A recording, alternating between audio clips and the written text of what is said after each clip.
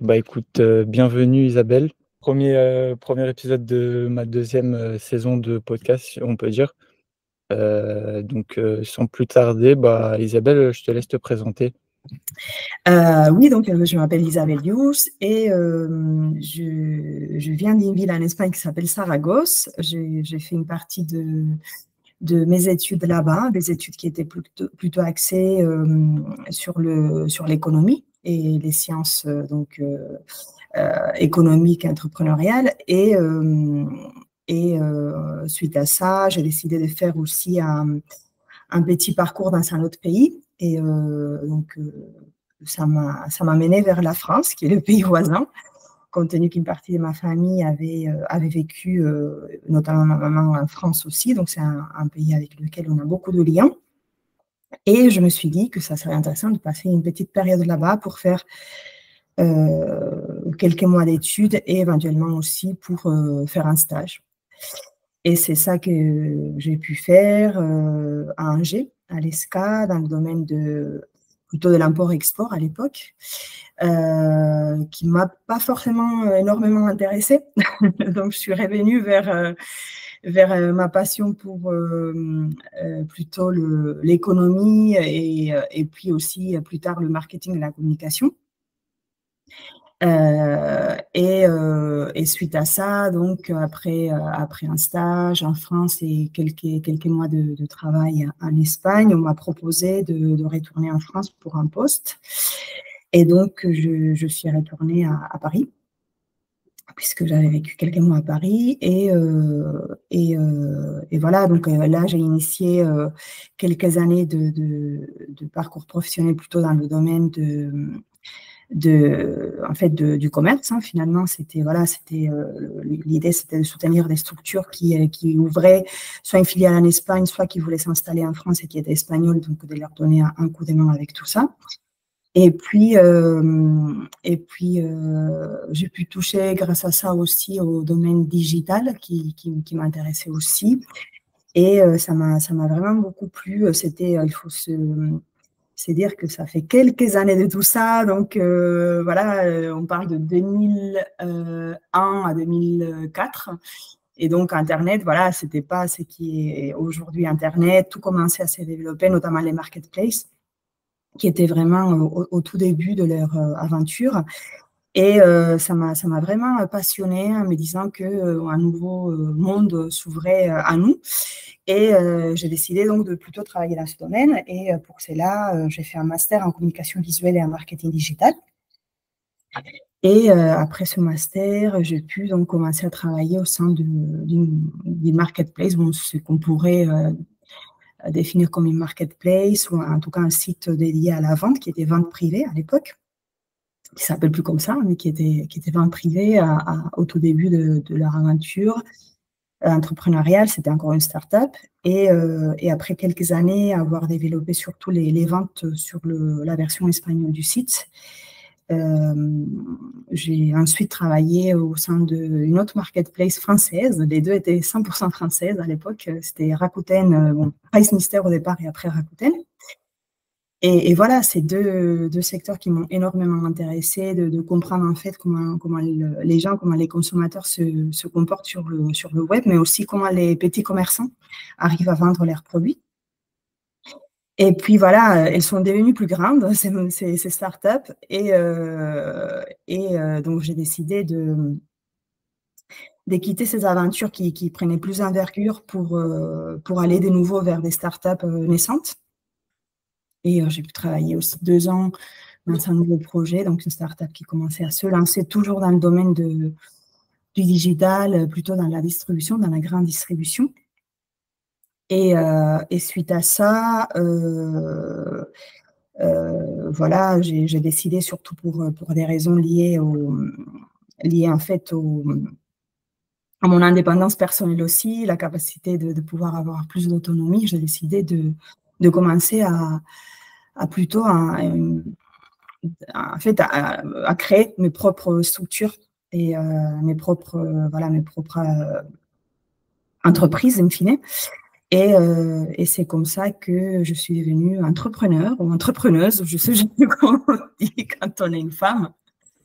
Ma première aventure qui a duré 2 ans était un service traiteur en ligne, forcément dédié à des petits plats et des recettes espagnoles et aussi à la culture espagnole aussi en termes d'événements proposés. Ça a duré quelques années. C'était un peu compliqué à mener avec la vie de jeune maman que j'étais à l'époque, puisque voilà, c'est des événements qui ont lieu souvent tard, le soir. Et au bout de 2 ans, et une associée qui est partie, qui a quitté la France pour aller de nouveau dans d'autres pays, et je me suis retrouvée toute seule. Et c'est là que j'ai rencontré des personnes que tu connais aussi, qui ont fondé une structure qui s'appelait à l'époque GoFer déjà, au tout début. Qui était une idée encore, un concept assez nouveau. Donc, il s'agissait de mettre en contact les gens sur une marketplace, mais plutôt une marketplace humaine dans ce cas-là. Donc, mettre les gens en contact, les gens qui avaient envie de travailler ensemble, surtout dans l'hôtellerie et la restauration. Et on a commencé à collaborer, moi en tant que cliente, avec mon service traiteur pour avoir des extras. Et eux, ça les intéressait d'avoir une cliente aussi qui fasse les premiers tests.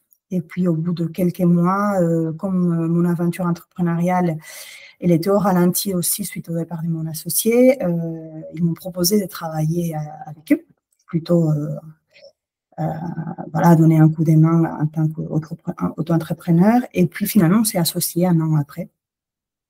Et je suis devenue associée de cette société de GoFer. Voilà, donc l'aventure a duré 4 ans et c'était une aventure vraiment hyper intéressante, autant d'un point de vue humain qu'entrepreneurial, et si on peut le dire comme ça aussi, pour mieux comprendre en fait le quotidien d'un chef d'entreprise et de comment mener les équipes et comment aussi créer des liens solides entre tous ces membres de l'équipe. Mais le Covid est passé par là. Et malheureusement, ça a beaucoup impacté ce secteur-là, l'hôtellerie et la restauration. On s'est retrouvé sans clients et sans chiffre d'affaires en quelques jours, alors qu'on était en pleine phase de levée des fonds et ça s'est passé plutôt bien. Et les choses parfois font que le destin nous mène ailleurs par petits chemins qu'on n'avait pas prévus. Et on a décidé de nous ouvrir à un nouveau secteur, le BTP, qui n'était pas affecté par la crise, au contraire, où il y avait besoin de beaucoup de main-d'œuvre pendant le Covid aussi, dans la période de la crise sanitaire. Et c'est en faisant l'étude auprès des clients et des intérimaires qu'on aurait pu donc avoir dans ce secteur que je me suis rendu compte qu'ils vivaient dans des conditions encore plus précaires que les extras intérimaires de l'hôtellerie et la restauration, avec beaucoup de problématiques d'accès aussi au travail par leurs problèmes aussi de compréhension de la langue française, souvent. Des personnes qui faisaient beaucoup de trajets tous les jours pour travailler dans des postes de travail assez durs physiquement aussi. Des personnes qui vivaient quand même des quotidiens assez durs.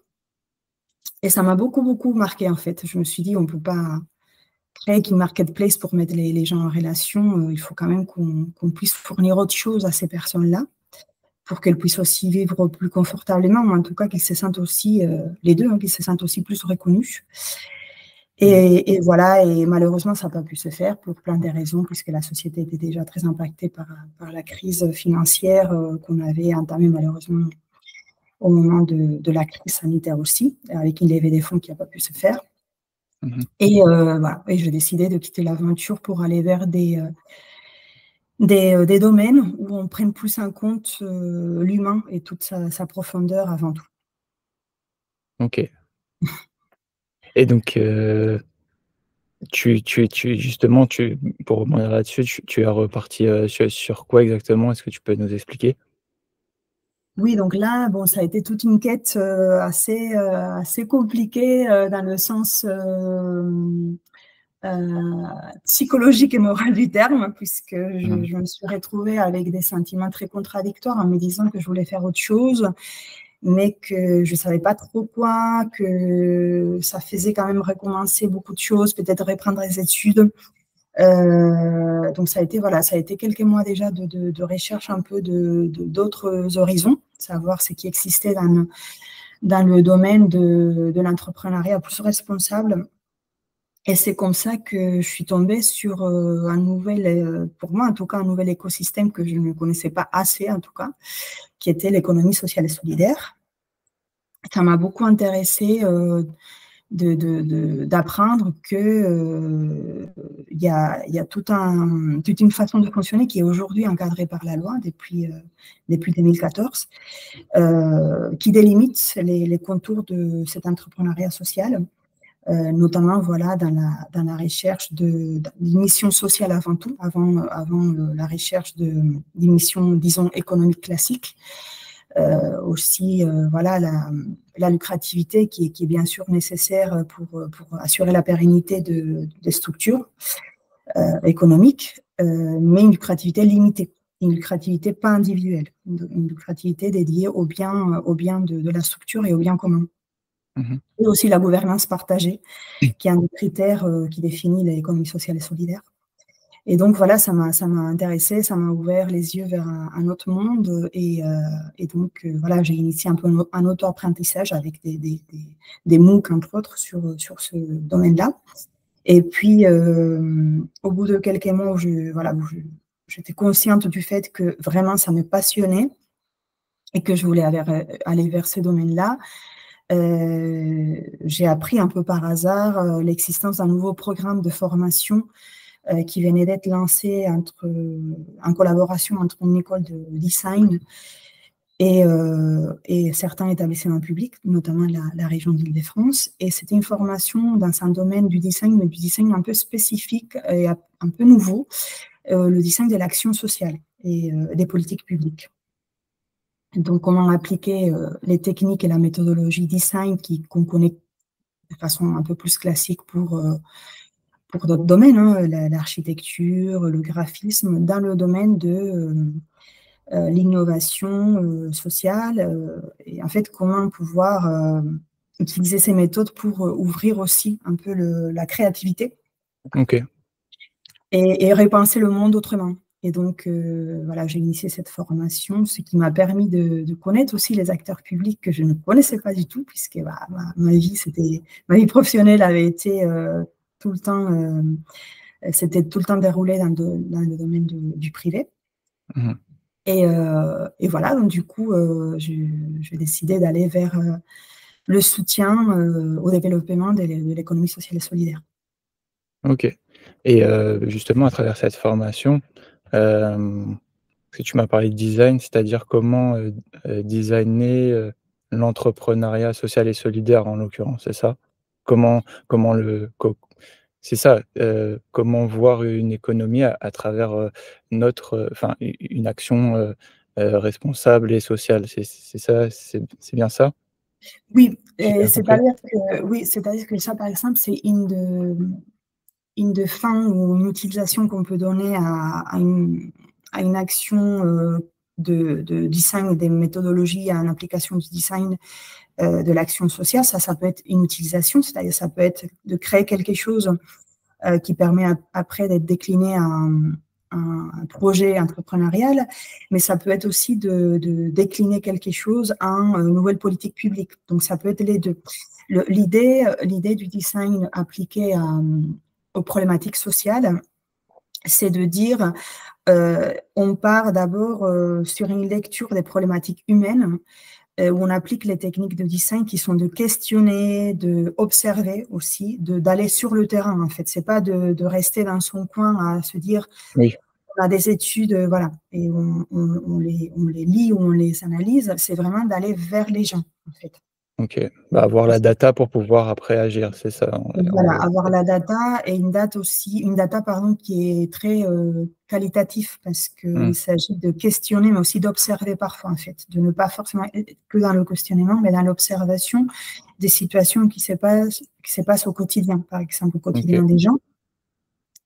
Et grâce à ça, comprendre pourquoi il y a certains besoins sociaux qui ne sont pas encore couverts et les définir, donc mieux comprendre ses besoins sociaux, quelles sont les personnes donc, qui sont, entre guillemets, affectées par ce manque de couverture de ces besoins sociaux, comment ils le vivent, ce manque, et ensuite de dire bah, comment on peut trouver une solution innovante, c'est-à-dire quelque chose qui n'existe pas aujourd'hui, ou qui existe, mais qu'on peut adapter vu qu'elle n'est pas suffisante. OK.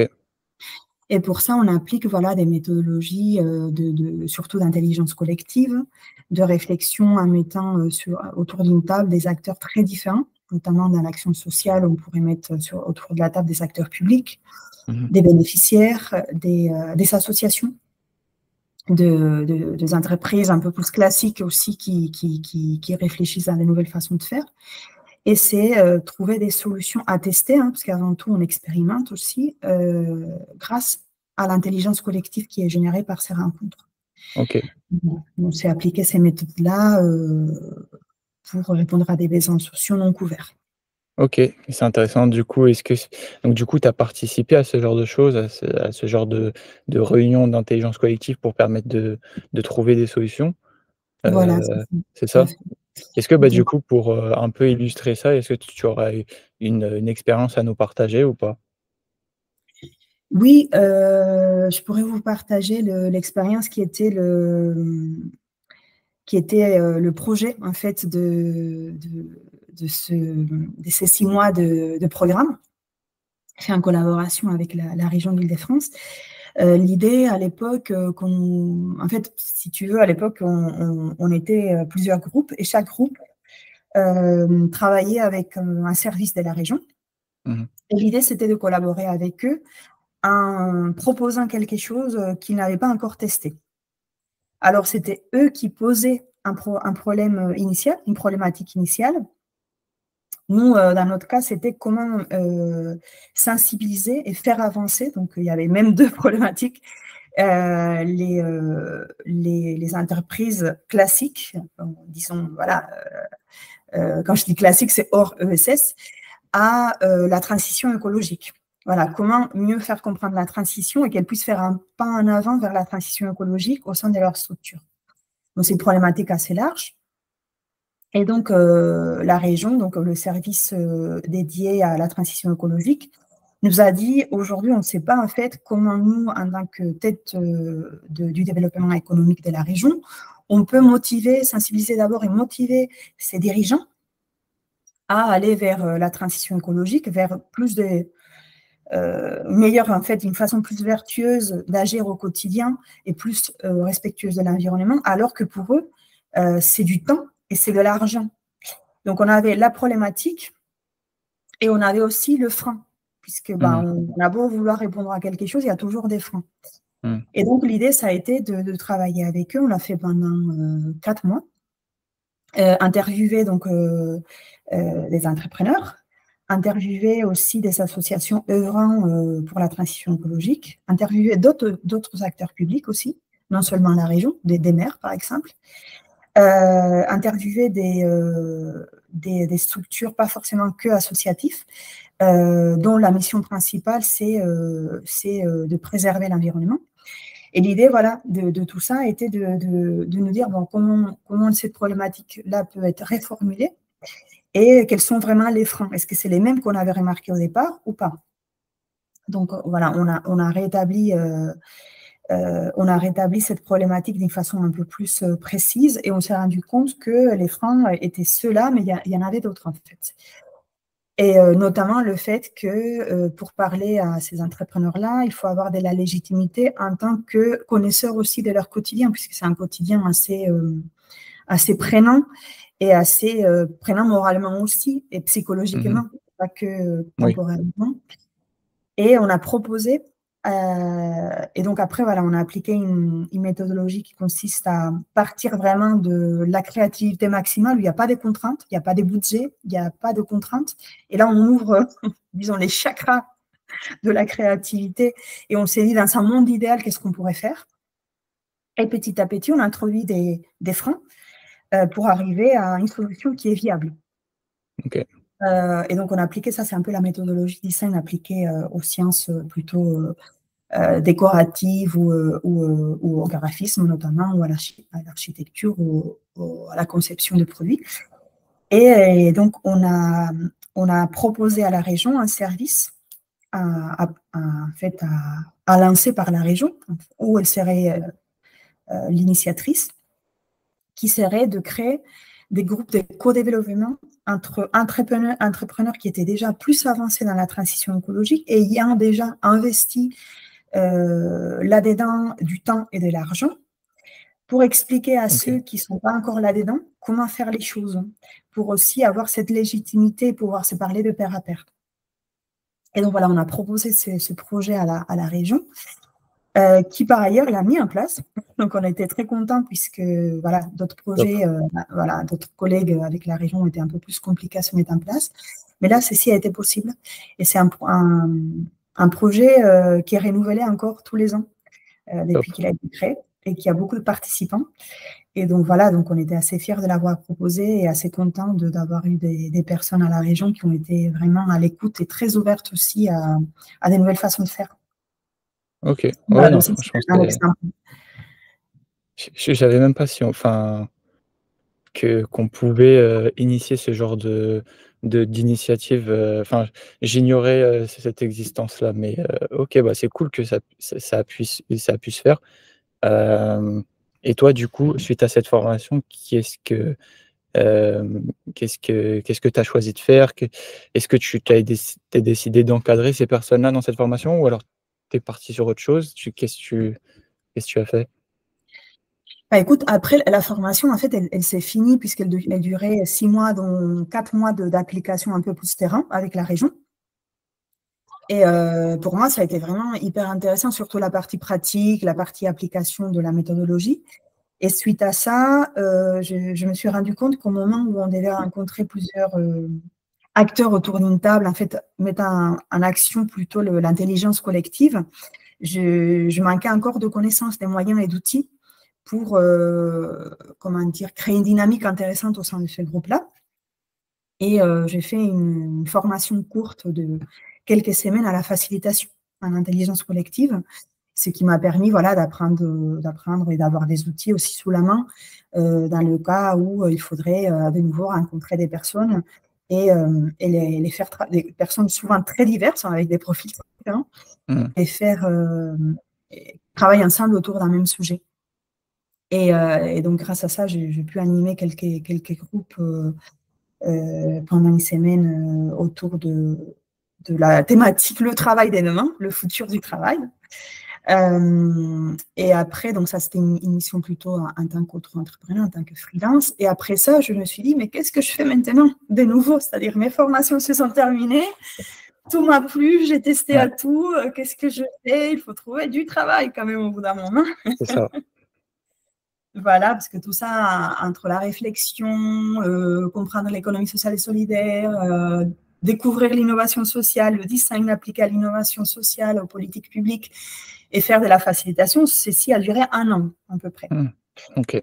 Et voilà. Et j'étais en train de me poser des questions, et quelqu'un m'a dit, ah tiens, c'est drôle, à la région, ils viennent de publier une annonce pour un recrutement au sein de l'économie sociale solidaire, au sein d'une mission qui s'appelle économie sociale et solidaire. Je me suis dit, ah ben tiens, ça me parle. C'était un peu une révélation.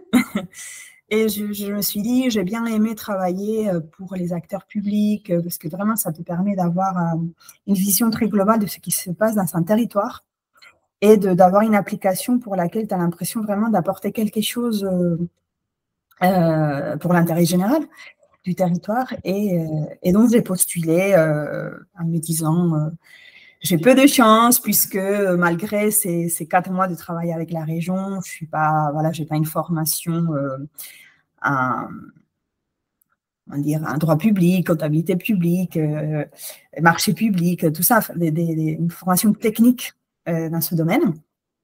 Mais j'ai été prise, étonnamment. Donc, j'ai pu rejoindre la région en tant que chargée de mission en économie sociale et solidaire quelques mois après.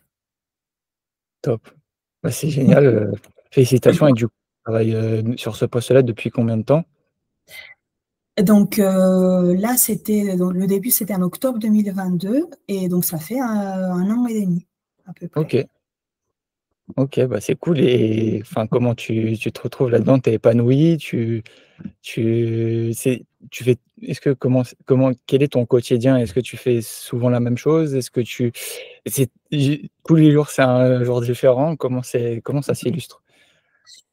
Oui, donc écoute, donc globalement, je peux dire que je suis vraiment, toujours très motivée, très contente de travailler au sein de ce poste. Il faut se dire que quand on passe du secteur privé au secteur public, il faut quand même se former à minima sur, comme je te disais tout à l'heure, la technicité Mmh. des dispositifs et des outils qui sont souvent voilà, très encadrés aussi d'un point de vue légal et juridique. Donc, j'ai dû quand même me former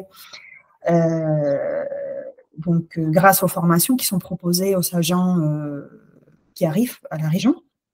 Donc ça, c'est plutôt une chose super positive et intéressante qui est proposée là-bas.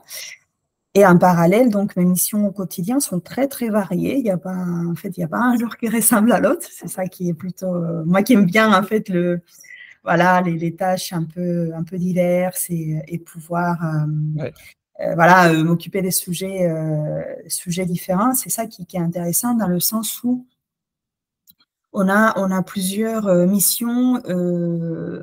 Là, la mission économie sociale et solidaire de la région est dans un service qui est dédié au développement économique. Donc, nous, on suit les structures de l'économie sociale et solidaire à vocation économique, notamment les associations aussi, en fait, de la loi 1901, mais qui ont une partie de leur activité qui leur permet de s'autofinancer. Donc, des structures qui ne sont pas forcément subventionnées à 100%. C'est pas que cela n'est pas intéressant, mais ça rentre moins dans la compétence de développement économique. Donc, c'est des associations qui ont voilà, une activité économique, souvent en fait assez novatrice en termes de modèle économique, mais aussi d'action pour couvrir les besoins sociaux dont on parlait tout à l'heure. On s'adresse aussi aux coopératives, on s'adresse aussi aux structures entrepreneuriales, mais qui ont un agrément ESUS ou un agrément EA, entreprise adaptée, donc qui sont là aussi pour donner du travail, permettre aux personnes en situation de handicap de travailler au sein de ces structures-là, et aussi aux structures de l'insertion par l'activité économique qui s'adressent plutôt à des personnes en situation sociale précaire, souvent des chômeurs de longue durée. OK. Et nous, voilà, au sein de cette mission, on ne s'adresse pas forcément aux fondations et aux mutuelles qui sont aussi dans la loi de 2014, mais plutôt aux autres structures qui ont besoin de plus d'accompagnement et des soutiens financiers au quotidien. Et ce OK. qu'on va faire, c'est donc les aider à trouver ces aides économiques pour se développer plus. Nous, on en a à la région des aides de ce type. Pour innover aussi, il y a des aides à l'innovation parfois. Et aussi, on a un programme d'accompagnement pour les structures. En fait, c'est un programme 100% pour les structures de l'ESS qui ne trouvaient pas forcément facilement des accélérateurs dédiés à leurs problématiques qui sont très précises, très spécifiques. Et c'est pour ça qu'on a lancé à la région l'accélérateur de l'économie sociale et solidaire et qui leur permet aussi d'être accompagnés pour en fait, accélérer encore plus leur croissance. Mais là, c'est une croissance qui n'est pas forcément économique, qui est une croissance aussi d'impact social et environnemental, et de pouvoir aussi faire un passage à l'échelle de façon plus accompagnée et de façon plus sereine aussi. OK. Donc, Heu, mon quotidien, c'est de parler avec elles, de les diriger vers les aides, vers les accompagnements, OK. voilà, de leur donner de la visibilité aussi avec des actions de communication, des conventions d'affaires, où on les fait rencontrer aussi des possibles clients. Voilà, OK. c'est pour ça. Et depuis cette loi de 2014, justement, qui visait du coup à mettre en place cette économie sociale et solidaire, hem, est-ce que, il y a eu du changement? Est-ce que tu as vu du changement depuis que tu es arrivé? Enfin, ça fait un an et demi, mais co enfin, comme tu as découvert un peu ça à travers notamment de ta formation, est-ce que tu as vu du changement, notamment dans cet écosystème-là? Ou alors c'est encore neuf et que ça prend du temps? Enfin, quels sont tes ressentis? Oui, écoute, c'est une très bonne question. C'est vrai que si on parle vraiment un peu plus mon périmètre temporaire, c'est vrai que c'est assez récent puisque c'est un domaine que j'ai découvert il y a à peu près 2 ans. Mais si on parle vraiment d'un périmètre plus global, historique, là, c'est un écosystème qui existe depuis très longtemps, depuis même le 19e siècle, puisque les premières associations ouvrières, les premières coopératives ont commencé à prendre un peu forme à cette période-là, notamment suite, c'était des solutions en fait qui étaient trouvées suite aux crises économiques et aussi aux guerres successives qui ont eu lieu dans le XXe siècle. Et donc, c'est un écosystème qui s'est un peu organisé tout seul pendant des années, des années, des années, puisque en 1901, on retrouve la première loi qui donnait un cadre légal aux associations, en 1947 aux coopératives, et dans les années 70 aux structures de l'insertion par l'activité économique. Donc voilà, donc l'historique est long et en même temps court, si on le compare avec d'autres structures économiques. Et la loi de 2014, elle a permis de bien définir la mission de ces structures, leur donner un cadre légal plus commun, en fait, parce que c'était des lois qui étaient un peu éparpillées, de les mettre toutes au même, en fait, dans la même loi et aussi les faire, en fait, leur donner plus de visibilité, plus de force. OK. Parce que aussi, entre elles se sont reconnues comme appartenant au même écosystème et depuis, en fait, elles collaborent aussi plus entre elles, ces structures-là. Et grâce à ça aussi, il y a des aides et des bénéfices d'un point de vue fiscal aussi pour certains investisseurs qui se sont instaurés pour promouvoir cet écosystème-là. Donc, la loi de OK. 2014 a permis ça. Et ce que je remarque depuis 1 an et demi, depuis le temps où je travaille à la région, c'est surtout des points d'avancement positifs au niveau du financement de ces structures et notamment l'investissement en fonds propres, donc l'investissement vraiment d'investisseurs privés OK. et publics qui participent au capital de ces structures-là. On remarque que la finance solidaire, ce qu'on appelle finance solidaire, prend plus de force, plus d'ampleur et plus finalement un positionnement beaucoup plus fort. Elle devient plus patiente, elle investit au sein de ces structures pour des périodes plus longues. Elle analyse non seulement des indicateurs financiers, mais aussi extra-financiers de ces structures-là, l'impact social et environnemental. Donc, on remarque quand même que la finance solidaire, elle prend plus de confiance en elle aussi, elle se développe de plus en plus. Et c'est ça OK. qui permet qu'in fine, l'économie sociale et solidaire se développe aussi. Est-ce que, c'est très intéressant, est-ce que tu connais des pays déjà qui sont très avancés, là-dessus? Hem, Parce que tu m'as dit que ça existe déjà depuis le siècle dernier ou même celui d'avant. Est-ce que tu connais est-ce que vous avez même des partenariats avec certains pays qui, eux, ont déjà quelque chose en place, heu depuis très, très longtemps et parce que c'est vrai que j'avais enfin, l'économie sociale et solidaire, j'en ai juste entendu parler en parlant avec toi, donc je voulais savoir un peu, ouais, comment ça se passe dans les autres pays, si tu es au courant ou pas?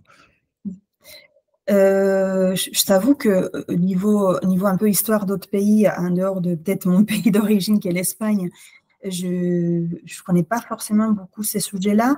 C'est que j'ai pu remarquer en travaillant à la région, et c'est ce que mes collègues ont pu aussi m'expliquer, des collègues qui travaillent au sein d'une équipe qui s'appelle donc l'équipe dédiée au fonds européen.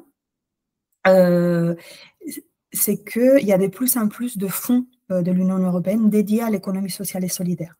OK. Et ces fonds-là et cette organisation aussi qui vient, donc les fonds, mais aussi la façon de répartir ces fonds-là, provient quand même de la Commission européenne. Et pour que la Commission européenne comprenne certaines thématiques, elle réunit des pays autour de la table OK. pour parler de ces thématiques-là. Ce qui est intéressant, c'est qu'il y en a de plus en plus en fait qui se réunissent autour de la table et qui participent à des concertations, à des comités autour de l'économie sociale solidaire et l'innovation sociale. OK. Donc voilà, c'est quelque chose qui prend de plus en plus ampleur aussi au sein de l'Union européenne. Il y a certains pays, je crois que les pays scandinaves sont assez en avance Oui, sur ce oui, sujet-là. Oui, oui. notamment la Suède qui participe souvent à ces comités aussi et qui a participé à un groupe d'études et de partage de pratiques innovantes socialement aussi avec d'autres pays, dont Mmh. l'Espagne et la France. OK, Voilà, je savais donc oui, pas. il y a des pays qui sont assez, comment dire, assez moteurs finalement de l'économie sociale et solidaire européenne. Et ça a permis aussi donc, à l'Union européenne de prendre conscience de sa force, en fait, des avantages aussi de soutenir cet écosystème. C'est sûr, c'est sûr. Et alors, si j'ai bien compris ton travail, c'est principalement, en gros, d'accompagner, les structures qui, par exemple, ont besoin de financement, leur trouver, des financements, que ce soit heu, dans des investisseurs externes ou privés, si j'ai bien compris. Et donc, comment ça se traduit? C'est principalement des associations qui en ont besoin? Est-ce que ça peut être des entreprises? Hem, c'est quels sont les entre guillemets les je pense que tu l'as déjà dit, tu m'as parlé des entreprises, tu m'as parlé des associations. Hem Et donc si je comprends bien, ton travail du coup, c'est de les aider à trouver des sources de financement, c'est ça? Je trouve que c'est peut-être intéressant d'expliquer rapidement comment les différentes compétences des acteurs publics territoriaux fonctionnent, et notamment la région. OK, Donc, les régions, puisqu'il n'y a pas que la région d'Île-de-France, toutes les régions ont une compétence en développement économique. C'est-à-dire qu'elles vont créer des dispositifs, notamment des subventions, mais aussi ça peut être des prêts d'honneur, des prêts tout simples, ou des fonds d'investissement qui vont venir soutenir les structures économiques du territoire. OK, Donc, quand on parle d'économie sociale et solidaire, cela consiste à créer ou à adapter des dispositifs qui existent. Donc, ça peut être créer des nouveaux ou adapter ceux qui existent aux particularités et aux besoins de l'écosystème de l'économie sociale et solidaire. Donc, dans ce domaine-là, nous, donc à la région, on a une mission qui s'appelle Mission Économie Sociale et Solidaire. C'est la mission, ou le service, parce que mission, c'est plutôt une terminologie région. C'est le service où je travaille. Et ce qu'on fait au quotidien, c'est être un peu la porte d'entrée de la région pour que les structures de l'économie sociale et solidaire, dont on parlait tout à l'heure, s'adressent à la région quand elles ont besoin de financement, notamment pour mettre en place des nouveaux projets. OK, Et aussi quand elles veulent un accompagnement à la création, mais aussi un accompagnement au développement. Donc, ça peut être des structures jeunes en amorçage, ça peut être des structures avec plus d'historique qui veulent donc accélérer et passer à l'échelle. Donc, pour toutes, on a soit des dispositifs d'aide financière, soit des dispositifs d'accompagnement. Et donc, si toutefois la région n'a pas dans son portefeuille des dispositifs des choses adaptées aux besoins qu'elle nous communique, on peut aussi, comme tu disais tout à l'heure, consulter d'autres partenaires qu'on a dans le territoire afin de rediriger ces structures vers eux. OK. Voilà, donc c'est ça une partie de mes missions. Après, il y a une autre partie de mes missions qui consiste à établir des conventions avec des têtes de réseau. Quand on dit têtes de réseau, c'est un peu les fédérations, les unions, les groupements des structures de l'ESS, notamment par exemple des groupements pour en fait accompagner et donner plus de visibilité aux coopératives de la région, par exemple, aux structures de l'insertion, et aussi à l'économie sociale et solidaire de manière générale. Il y a pour ça la Chambre de commerce de l'économie sociale et solidaire en Île-de-France. Donc nous, on établit des conventions et des objectifs pour qu'elles accompagnent aussi à leur tour ces structures-là. Et on va financer ces conventions à travers des subventions qui sont versées à ces organismes-là, avec des objectifs qu'on se fixe ensemble tous les ans. Parce que nous, on peut pas forcément être partout à la région. Donc ces structures-là, ces fédérations, ces unions, ces groupements vont aussi être un relais des politiques publiques de la région. OK. Donc grosso modo, voilà, mon travail consiste à travailler aussi avec ces têtes de réseau afin de mettre en place, tous les moyens possibles pour qu'elles puissent y arriver. OK. Hem, est-ce que, est-ce que du coup tu aurais, mais je sais pas si tu as le droit de le dire, mais, donner des exemples de je sais pas comment on peut appeler ça, Oui, bien mais sûr. de personnes, que tu as accompagnées, de structures que tu as accompagnées, pour trouver justement ces financements, juste pour avoir un peu une idée de heu, comment ça s'illustre, enfin, je suis pas Oui, sûr, bien sûr, après sans donner forcément de nom, mais on peut parler d'exemples, sans problème, bien sûr. On a soutenu, par exemple, une structure, de l'insertion par l'activité économique, qui était dédiée au packaging de produits pour, voilà, des grandes enseignes et marques de la grande distribution. Et qui a voulu aussi, automatiser une partie de ces activités puisque, bah, ces activités-là étaient réalisées par des personnes en insertion, donc qui sont accompagnées d'un point de vue social, mais aussi professionnel pour apprendre des métiers et se réinsérer dans le monde du travail.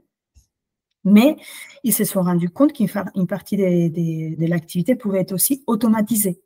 Pour automatiser une partie de l'activité, il faut 2 choses quand on parle par exemple, de ce type de structure. Il faut financer donc les logiciels ou voilà, l'équipement en fait des chaînes de production, mais oui. il faut aussi former ces personnes-là pour qu'elles puissent, paramétrer, utiliser cette façon de travailler qui est nouvelle.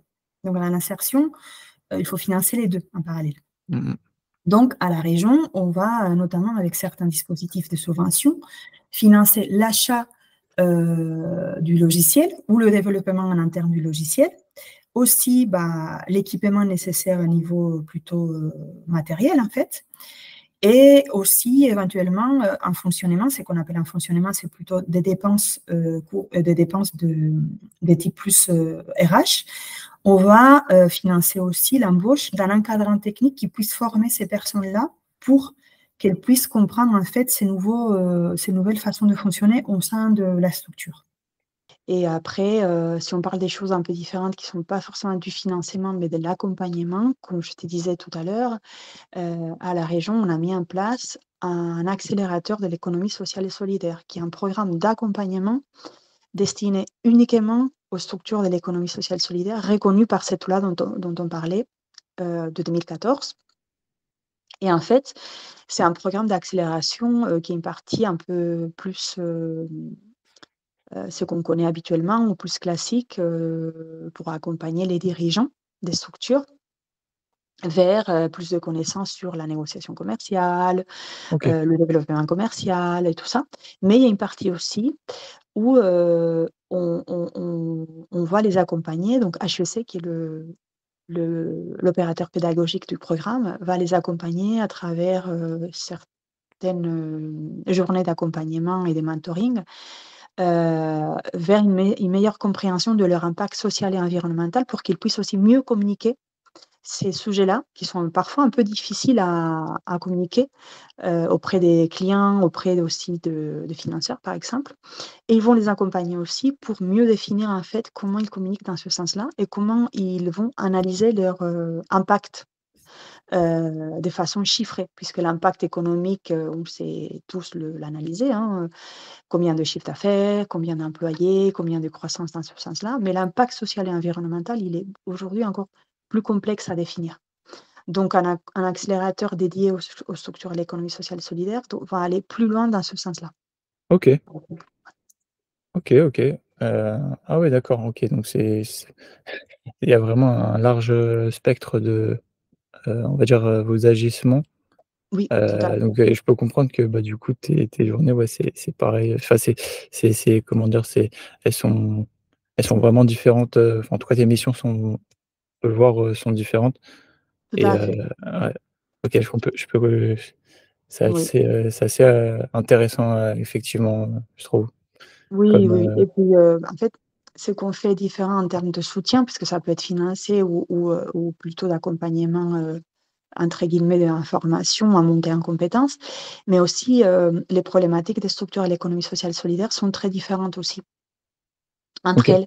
Et donc, on s'adresse à chacune d'une façon un peu spécifique. Par exemple, les coopératives, elles ont du mal encore aujourd'hui à trouver des financeurs de type investisseurs, donc qui vont financer, qui vont investir dans le capital, compte tenu que la gouvernance et la prise de décision est complètement collective et partagée. C'est-à-dire que c'est pas en fonction de parts que l'investisseur ou la personne qui investit a dans la société qu'elle a plus de voix ou plus de votes, puisque dans les coopératives, une personne égale à une voix, OK. et indépendamment du capital apporté. Donc, elles ont du mal à trouver des investisseurs classiques, donc des fonds d'investissement, des business Mmh. angels, qui investissent, mais qui ont la même voix que un employé qui fait partie de la coopérative, qui pourra décider au même titre qu'eux. OK, OK. Donc voilà, c'est des problématiques différentes aussi. OK, ouais, OK.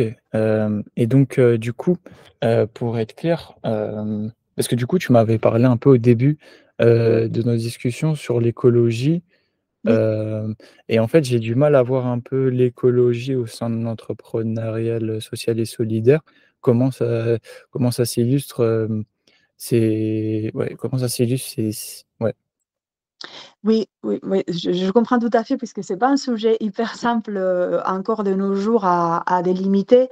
Souvent, on a tendance à comment en plus on dit économie sociale et solidaire et il y a même pas le mot environnemental ou, le mot, écologie, dans cette terminologie-là. On a l'impression que les structures de l'ESS, elles se dédient qu'à des problématiques sociales. Oui, Sauf que, de plus en plus, on ne peut pas, on ne peut pas séparer les 2. Déjà parce que, les, les tendances économiques et les tendances aussi entrepreneuriales vont de plus en plus vers, des cycles de production, plus vertueux. Donc, c'est quelque chose qui est demandé même, de plus en plus de façon réglementaire. C'est-à-dire que les les entreprises, elles doivent quand même produire de façon plus, responsable. OK, Donc de toute façon, de façon générale, heu, les choses sont en train de changer, énormément. Peut-être qu'on arrive, on aurait dû le faire peut-être auparavant, ça je ne sais pas, mais en tout cas, aujourd'hui, les choses s'accélèrent. Et donc, ceci implique aussi des opportunités, donc plutôt des portes ouvertes pour l'économie sociale et solidaire dans le sens où il y a des nouveaux métiers aussi qui se créent. OK, C'est-à-dire dans le domaine, par exemple, du réemploi, dans OK. le domaine de la réparation, dans le domaine du recyclage. Donc, il y a de plus en plus de structures qui vont produire, mais des produits qui peuvent être réparés. Donc, il y a aussi voilà, la loi sur la réparabilité qui a Oui, fait aussi accélérer les choses.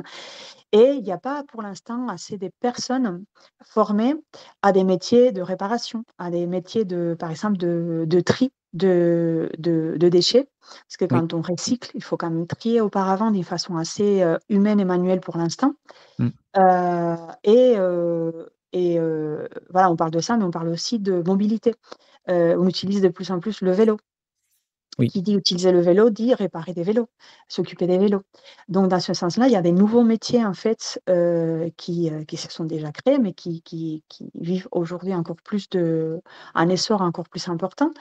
Et beaucoup de structures et l'économie sociale solidaire se sont intéressées au tout début en fait de cette accélération de ces problématiques environnementales à, comment, former des personnes en situation de handicap ou de, éloignement du travail, en fait, personnes éloignées de l'emploi depuis un certain temps. Comment les former pour qu'elles aient plus d'opportunités d'emploi? Vu que c'était des métiers où il était prévu qu'il y ait une grosse demande, une grande demande. OK. Donc, il y a une bonne partie de l'économie sociale et solidaire qui a été, en fait, qui s'est un peu spécialisée dans ce domaine, le domaine du réemploi, de la réparation, du recyclage et qui ont aussi inspiré et motivé d'autres structures, à le faire à leur tour ou à travailler avec elles, en fait, puisqu'elles se sont, spécialisées plus tôt et donc elles sont en avance. OK. Ah non, mais Donc OK, il y a un c'est lien très très proche, pour certaines et pour d'autres, c'est vrai que qui dit, de toute façon, quoi qu'il arrive, qui dit, heu,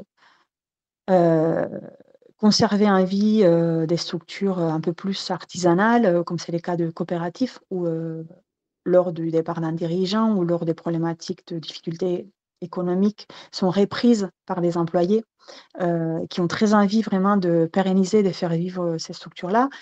Bah, on parle aussi de maintenir le pouvoir d'achat d'employés et des personnes actives. C'est qui leur permet aussi peut-être avec ce pouvoir d'achat, de pouvoir aussi, être plus responsables dans leur façon de consommer. Voilà, donc en fait, c'est tout un lien, c'est-à-dire que maintenir la cohésion sociale d'un territoire et aussi in fine l'emploi, le maintenir, le garder, permet aussi aux personnes qui ont moins de problématiques peut-être à gérer dans leur quotidien, des problématiques très grave en fait, dans le sens où, voilà, quand on a des problématiques pour se nourrir, on pense pas forcément à la transition écologique. La première oui, problématique, c'est se nourrir. oui, Alors que si on permet quand même à ces personnes de maintenir un emploi et un emploi, comment dire? durable, enfin, Durable, voilà, bah, elles peuvent aussi à leur tour, plus participer dans ce mouvement. Donc en OK. fait, tout est relié.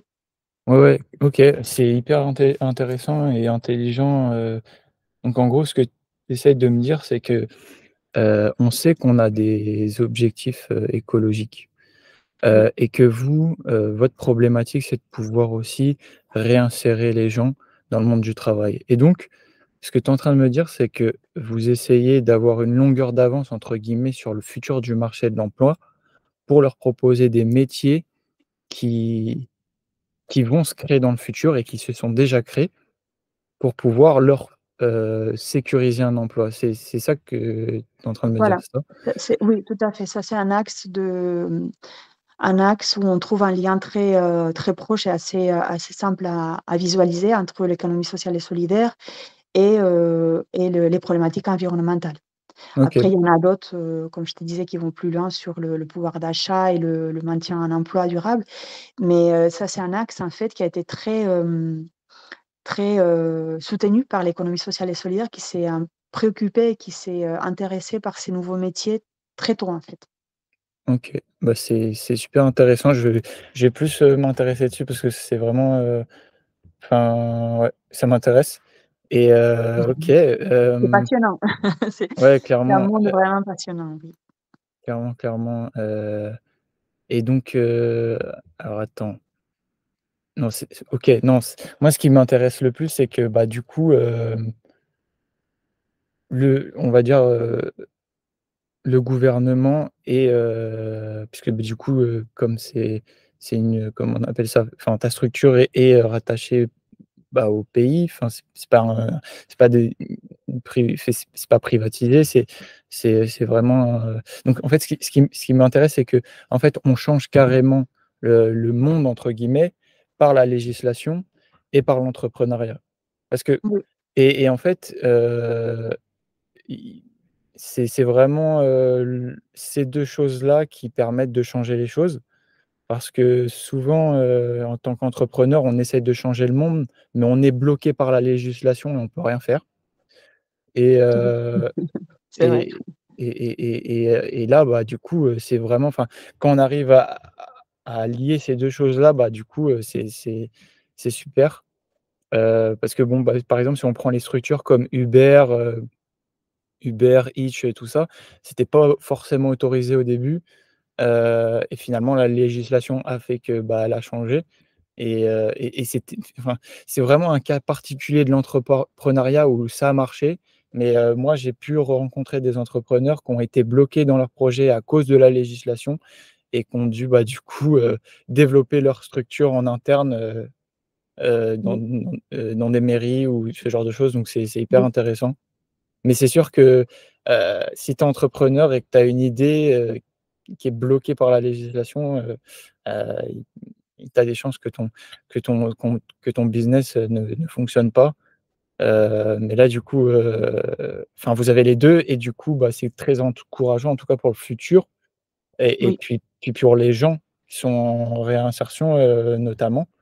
oui, Donc c'est cool. Bah, c'était cool en tout cas de parler de ça avec toi, je comprends un peu mieux et puis je vais plus me renseigner maintenant parce que ça m'intéresse. Hem, je voulais juste, une dernière question pour la fin. Qu'est-ce que c alors, moi, mon but de ce podcast-là, c'est un peu de, redonner l'envie aux jeunes, aux moins jeunes de pouvoir se lancer dans une passion, une idée, pas forcément entrepreneuriale, mais voilà, de redonner un peu un souffle de motivation à ces personnes-là, à mes auditeurs.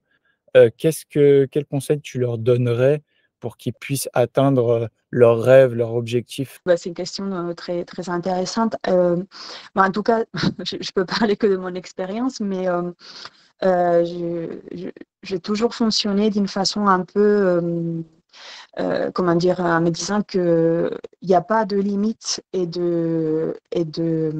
comment dire? De schéma unique. C'est-à-dire que, bien sûr, bah, souvent, on est plus orienté, quand on est jeune, vers un type d'études, une carrière académique, puisqu'on a je sais pas, des préférences ou des domaines où on est un peu plus à l'aise. Et on doit, de toute façon, commencer par quelque chose. Voilà, moi, j'avais fait des études plutôt dans le domaine des sciences économiques. Mais après ça, on peut le décliner de 1000 façons différentes. Et c'est un peu le parcours de vie qui fait que parfois, il y a des déclics et des moments où on se dit, ben là, c'est que j'ai fait, c'est pas que c'était pas bien ou c'était pas assez intéressant, puisque tout ce qu'on a fait nous permet d'arriver à un moment précis et d'arriver avec un bon bagage derrière nous. Mais s'il y a un moment où on sent que là, ce qu'on fait ne nous remplit pas assez, on ne se sent pas forcément assez en accord avec soi-même, il n'est jamais trop tard en fait pour réfléchir autrement. Et là, dans mon parcours, il y a quand même un fil conducteur. Hein, in fine, j'arrive quand même de nouveau dans un domaine très lié à l'économie, comment le monde fonctionne, et avec des projets qui ont quand même un modèle économique équilibré qui leur permet de survivre. Mais ça peut être aussi différent, ça peut être aussi changer complètement d'horizon. Et pourquoi pas, puisque tout ce qu'on a fait auparavant nous sert à quelque chose pour l'après. Donc moi, je n'ai pas trop de conseils à donner, dans le sens où voilà, chacun vit sa vie vraiment très différemment, mais c'est vrai que c'est la même chose que je dis à mes enfants, en fait. C'est se sentir en accord avec soi-même qui est le plus important à tout moment de la vie. Et pour ça, bah, on passe par des étapes et chaque étape est importante. Et on peut toujours se réinventer en prenant en compte ce qu'on a fait avant, c'est-à-dire en se disant, est-ce que je peux trouver un lien avec ce que j'ai fait auparavant et le expliquer de façon cohérente pour l'après. Parce que sinon, bah, il faudrait la cohérence aussi dans son parcours de vie. Et voilà, je dirais tout simplement ça, que voilà, on peut se réinventer plusieurs fois dans la vie, en gardant une cohérence qui est souvent assez profonde. On a tous quelque chose qui nous pousse vers la fin à un objectif qu'on s'est fixé depuis le début, mais qu'on n'était pas encore capable de verbaliser, et d'expliquer aux gens ce parcours de façon cohérente, et d'être un peu heureux avec ce qu'on fait dans chaque moment de sa vie, en fait. OK. Je ne sais Bah, pas si c'est clair. clairement, c'était clair. Non, non, je te rejoins, complètement là-dessus. Hem et je rajouterais même que voilà, en fait, c'est pas parce qu'on est devenu expert dans un domaine qu'en fait, il faut faire ça toute sa vie. Le Oui, monde, il évolue et il faut évoluer avec et c'est donc ça, comme tu l'as tout à fait. dit, faut se réinventer et voilà, en fait, tout ce qu'on a appris jusqu'à maintenant, tout ce qu'on a fait, c'est pas perdu, c'est voilà, c'est la vie, c'est un parcours d'apprentissage, donc il y a forcément les choses que tu as appris avant qui vont te resservir dans le futur et Toujours, ça, toujours, faut le prendre en compte et c'est ça. c'est un choix de vouloir rester dans son expertise ou vouloir, voir, autre chose, mais les 2 possibilités sont envisageables en fonction des envies de chacun. Tout à Heu, fait. donc voilà, bah, super Isa, merci beaucoup, pour ce Merci à toi. podcast. et Merci à toi d'avoir pensé à moi pour ça. C'était génial de pouvoir discuter avec toi. Ça faisait un moment qu'on ne se parlait pas, donc c'était oui. top. C'était génial. Merci encore Isa et puis, Merci Pierre-Michel. ouais, prends soin de toi pour la suite, je te Oui. souhaite, que du bon, de la réussite et Moi voilà. aussi, tu me tiens au courant aussi de tes avancements en Suède. T'inquiète pas, ça et j'ai c'est noté. De toute façon, j'essaie toujours d'updater un peu mon LinkedIn pour voir à peu près, Oui, voilà. très bien. Bah, c'est parfait. Merci Merci beaucoup. beaucoup. Bonne journée à toi et à très bientôt. À très bientôt.